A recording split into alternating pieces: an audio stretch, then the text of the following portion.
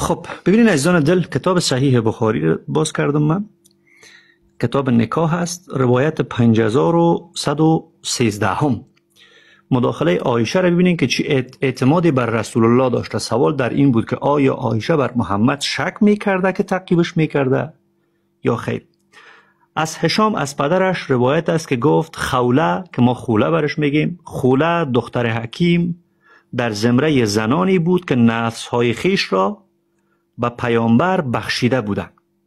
در سوره احزاب آیه 50 الله به محمد گفته زنهایی که خود را رایگان به تو میبخشند ببرشان، از تو باشند. عایشه چی میگه؟ حتی شکش در آیت قرآن هست، در آیت 50 سوره احزاب. عایشه گفت آیا زن نمیشرمد که نفس خود را، یعنی بدن خود را، به مرد ببخشد؟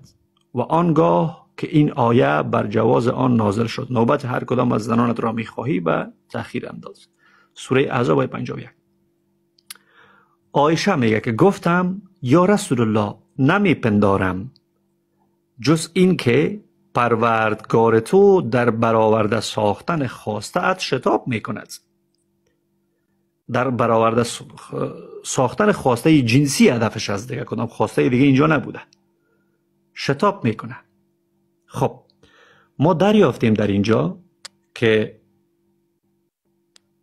عملی را که الله در سوره احزاب به محمد جواز میده توسط یک دختره که چند ساله به چالش کشیده میشه، عمل حکمی را که الله به محمد میده که تو میتونی از این سو استفاده کنی، این برای یک دختره که چند ساله شرم‌آور است. خب آیا شما فکر نمیکنین که این احکام در اون زمان برای کودکان شرم‌آور بودن؟ برای عایشه شرم‌آور بوده این حکم؟ میگه چگونه زن میای خودش را به تو مفت میده که بگی مرا ببر همراه من سکس کن؟ یعنی چی میگی؟ چی خدایی است؟